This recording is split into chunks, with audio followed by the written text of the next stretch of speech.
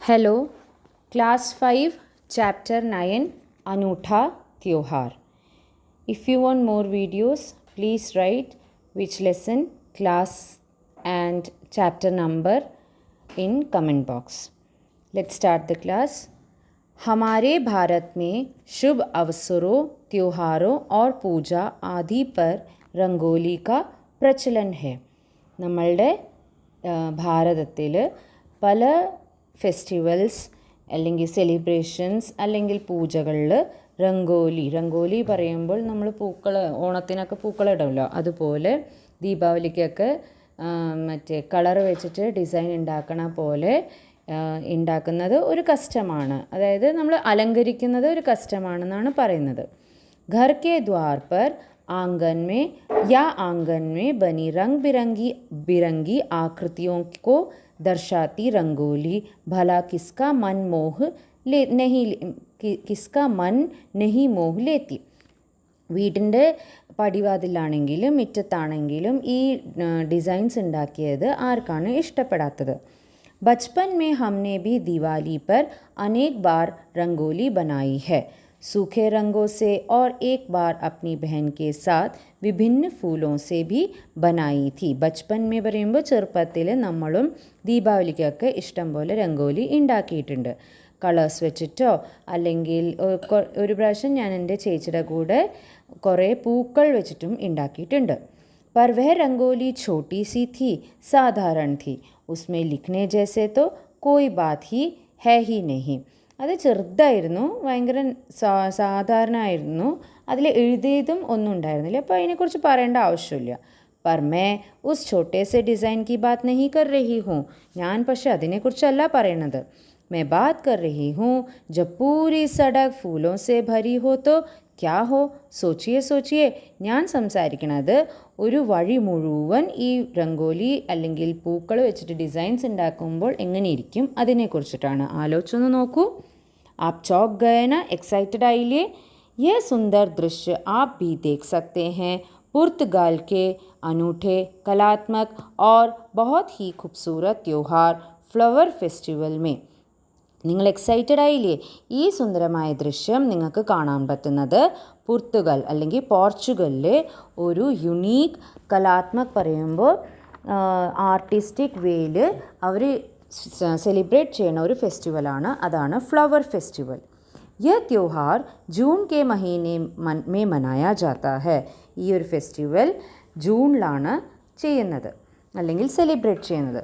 जब पुर्तगाल का हर बगीचा प्राकृतिक रूप से रंग बिरंगे फूलों की शोभा से निखर उठता है.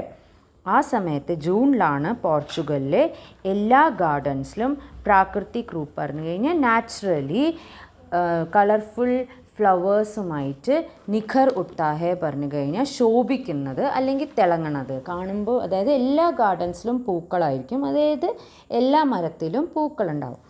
इस त्यौहार के कुछ दिन पहले से ही उसकी तैयारियां शुरू हो जाती है और हर व्यक्ति उनमें व्यस्त नज़र आता है. ഈ ഫെസ്റ്റിവലിൽ എല്ലാവരും ആദ്യമേ അതിൻ്റെ തയ്യാറെടുപ്പുകളൊക്കെ തുടങ്ങും. പിന്നെ ഹർ വ്യക്തി ഉന്മേ വ്യസ്ത് നസറ, എല്ലാവരും അതിലായിരിക്കും ബിസി. അതായത് നമ്മളുടെ ഇവിടെ ഓണം ആകുമ്പോഴേക്കും ഓണക്കോടി വാങ്ങലും ആ 10 ദിവസം നമ്മൾ നിരക്കായിരിക്കുമല്ലോ പൂക്കൾ പറിക്കണതും 10 ദിവസം പൂക്കളിടണത്, പല കാര്യങ്ങളും നമ്മളും ബിസി ആയിരിക്കും. അതുപോലെയാണ് അവരും സെലിബ്രേറ്റ് ചെയ്യുന്നത്. हर कोई इसे और सुंदर बनाने में अपना योगदान देता है. എവ്രിവൺ കോൺട്രിബ്യൂട്ട്സ്, എല്ലാവരും ഇതിനു വേണ്ടിയിട്ട് ഓരോ കാര്യങ്ങൾ എല്ലാ സമയത്തും ചെയ്തുകൊണ്ടിരിക്കും. जब मैं पुर्तगाल में थी तो मैंने देखा कि त्योहार के निश्चित दिन से 2-3 दिन पहले ही ट्रकों में तरह तरह के फूल और पत्तियां भर भर कर लाए जा रहे हैं. ഞാൻ പോർച്ചുഗലിൽ ആയിരുന്നപ്പോൾ ഞാൻ കണ്ടത് ഈ ഫെസ്റ്റിവലിന് ഒരു 2-3 ദിവസം മുമ്പേ തന്നെ ട്രക്കിൽ ഇഷ്ടം പോലെ പൂക്കളും അതിനനുസരിച്ച് ഇലകളും നിറയെ കൊണ്ടുവരും. और इन्हें बड़ी बड़ी खाली दुकानों में भरा जा रहा है.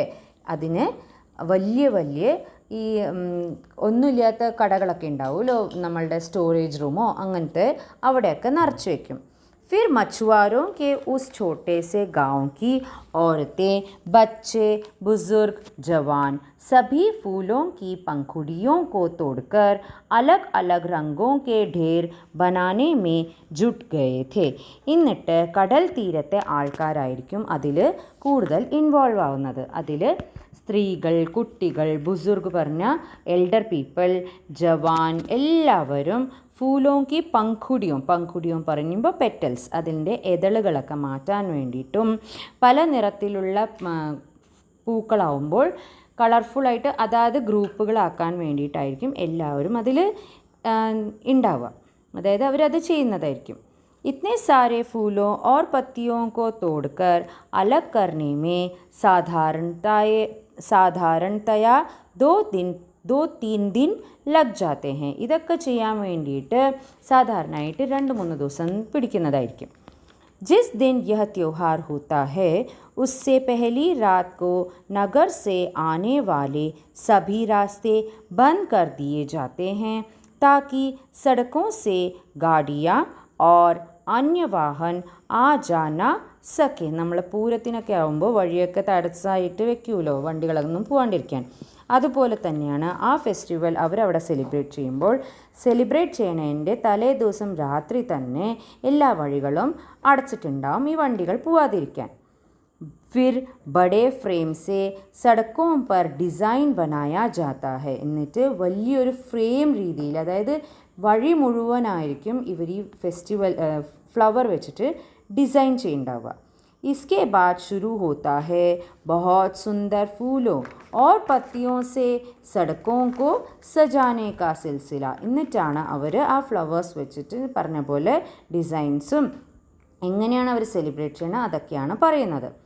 किस रंग के फूल के साथ किस रंग के फूल या पत्ती को बिछाना है उसका चुनाव बड़े कलात्मक ढंग से बड़ी खूबसूरत से होता है. ഏത് കളർ ഫ്ലവറിൻ്റെ കൂടെയാണ് ഏത് കളർ ഫ്ലവർ മിക്സ് ചെയ്യുമ്പോൾ അതിൻ്റെ ഒരു യുണീക്നെസ് അല്ലെങ്കിൽ ഭംഗി കൂടുതലാവുക, അല്ലെങ്കിൽ അതിൻ്റെ കൂടെ ഏത് ഇല വെച്ചിട്ടാണ്, അതൊക്കെ ഒരു പ്രത്യേക തരം രീതിയിലാണ് അവർ സെലക്ട് ചെയ്യുന്നത്.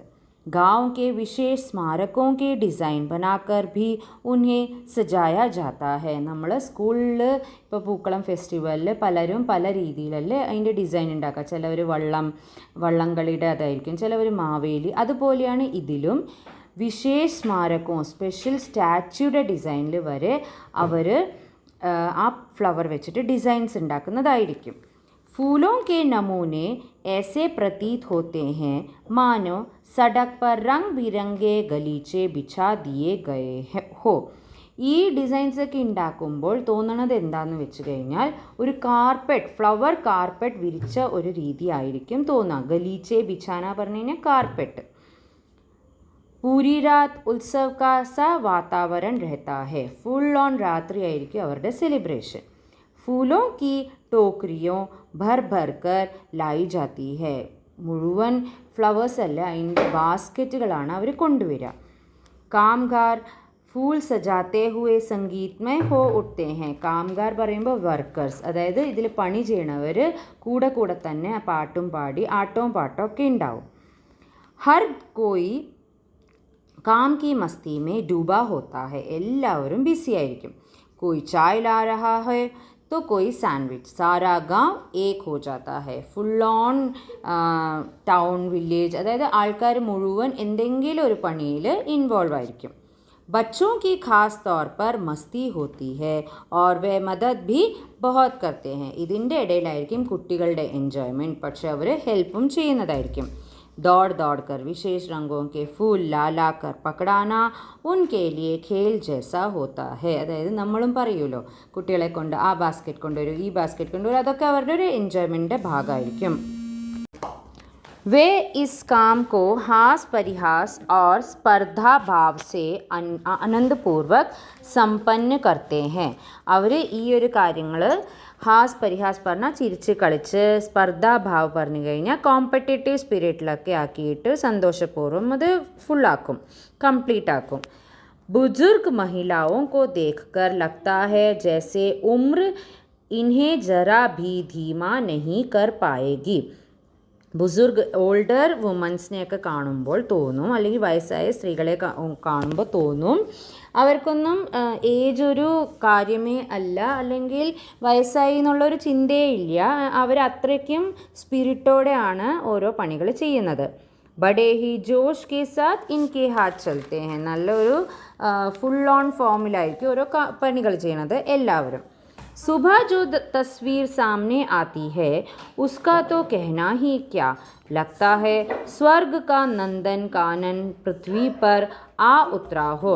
രാവിലെ എല്ലാ പണിയും കഴിഞ്ഞ് രാവിലത്തെ ഒരു കാഴ്ചയുണ്ടല്ലോ, അത് തോന്നും സ്വർഗം തന്നെ, അല്ലെങ്കിൽ സ്വർഗത്തിലെ കാട് തന്നെ താഴേക്ക് വന്ന് ഇറങ്ങിയ പോലെ. शाम को जुलूस निकाला जाता है जिसमें घोड़ों पर जवान, चर्च की पादरी और बच्चे भाग लेते हैं. രാത്രി പൊസിഷൻ ഉണ്ടാവും, നമ്മൾ പൂരത്തിനൊക്കെ കാണുന്ന പോലെ. അതിൽ കുതിരകൾ, ചർച്ചിൻ്റെ ഫാദേഴ്സ്, കുട്ടികൾ എല്ലാവരും അതിൽ പങ്കെടുക്കും. വേ ഉൻ ഫ്യൂലോं को एक दूसरे पर उछालकर आनंद पूर्वक त्योहार मनाते हैं. പോണ വഴിയിലൊക്കെ പൂക്കൾ എറിഞ്ഞിട്ടാണ് ആ സന്തോഷം സെലിബ്രേറ്റ് ചെയ്യുന്നത്. वे फूल उछालते हुए विश्व भर में शांति बनी रहे प्रार्थना करते हैं.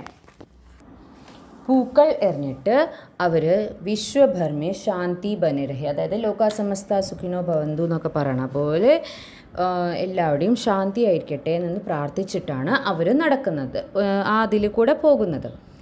सड़क के किनारे खड़े लोग हाथ हिला हिलाकर सबका अभिवादन करते हैं. വഴിയോരത്ത് നിൽക്കുന്ന ആൾക്കാർ എല്ലാവരെയും കൈയൊക്കെ കാട്ടിയിട്ടാണ് അവരെ ഗ്രീറ്റ് ചെയ്യണതും അല്ലെങ്കിൽ വെൽക്കം ചെയ്യുന്നതും. फूलों के साथ साथ वहाँ सबका उत्साह और उल्लास देखते ही बनता है. പൂക്കളുടെ കൂടെ തന്നെ എല്ലാവരുടെയും സന്തോഷവും എല്ലാം അതിലൂടെ നമുക്ക് കാണാൻ പറ്റും. അത്രയ്ക്കും അതിലാണ് അവർ സെലിബ്രേറ്റ് ചെയ്യുന്നത്. फ्लावर फेस्टिवल इस त्यौहार को मनाने की कहानी कुछ इस प्रकार बताई जाती है. ആക്ച്വലി ഈ ഫ്ലവർ ഫെസ്റ്റിവൽ എന്ന് പറയുന്ന ആ ഒരു ഫെസ്റ്റിവൽ ഉണ്ടല്ലോ, അത് സെലിബ്രേറ്റ് ചെയ്യുന്നതിൻ്റെ പിന്നിൽ ഒരു കഥയുണ്ട്. बहुत समय पहले की बात है जब पुर्तगाली सेना एक विशेष युद्ध के लिए तैयार हो रही थी. കുറച്ച് കാലം മുമ്പ് ഈ പോർച്ചുഗൽ സേന അല്ലെങ്കിൽ ആർമി ഒരു സ്പെഷ്യൽ വാറിന് വേണ്ടിയിട്ട് അവർ റെഡി ആവുമായിരുന്നു. सभी जवान अपनी बंदूक के लिए पंक्तिबद्ध कूच के आदेश में की प्रतीक्षा में उतावले हो रहे थे. എല്ലാവരും ലൈനിൽ നിന്നിട്ട് അവരുടെ മാർച്ചോ അല്ലെങ്കിൽ ഡിപ്പാർച്ചർ, അതായത് സ്റ്റാർട്ട് ചെയ്യാനുള്ള ഓർഡറിന് വേണ്ടി അവർ വെയിറ്റ് ചെയ്തുകൊണ്ടിരിക്കുന്നതായിരുന്നു. तभी एक वृद्ध अपनी फूलों की टोकरी के साथ वहाँ से निकली. അപ്പോഴാണ് അതിൽ കൂടെ ഒരു വൃദ്ധ അല്ലെങ്കിൽ ഓൾഡ് ലേഡി ഈ പൂക്കളുടെ ഒരു ബാസ്ക്കറ്റായിട്ട് അതിൽ കൂടെ പോയത്. वह सभी जवानों के बंदूकों की नली में एक एक गुलाब का फूल यह कहकर डालने लगी कि हमें युद्ध नहीं शांति चाहिए. അവർ പോണ വഴിയിലെ എല്ലാ സോൾജേഴ്സിൻ്റെയും തോക്കിൽ ഓരോ റോസാപ്പൂക്കൾ വെച്ചുകൊണ്ടിരുന്നു. എന്നിട്ട് എന്താ പറഞ്ഞേ, നമുക്ക് വാർ വേണ്ട, യുദ്ധം വേണ്ട, നമുക്ക് പീസ് ആണ്, ശാന്തിയാണ് വേണ്ടത്. കിतना अच्छा विचार था कि था उस बूढ़ी माँ का. എന്ത് നല്ല വിചാരമായിരുന്നു ആ അമ്മയുടെ. ബസ് तभी से इस दिन को फूलों का त्योहार के रूप में मनाया जाता है. അപ്പം മുതലാണ് ഈ ദിവസത്തിൽ ഫ്ലവർ ഫെസ്റ്റിവൽ എന്ന പേരിൽ സെലിബ്രേറ്റ് ചെയ്യാൻ തുടങ്ങിയത്. इसे देखने हज़ारों लोग दूर दूर से आते हैं और विश्व शांति के लिए प्रार्थना करते हैं. എല്ലാവരും ദൂരത്തു നിന്നൊക്കെ ആൾക്കാർ ഇത് കാണാൻ വരും. എന്നിട്ട് ലോകത്തിൻ്റെ ശാന്തിക്കായിട്ട് എല്ലാവരും പ്രാർത്ഥിക്കുന്നതായിരിക്കും.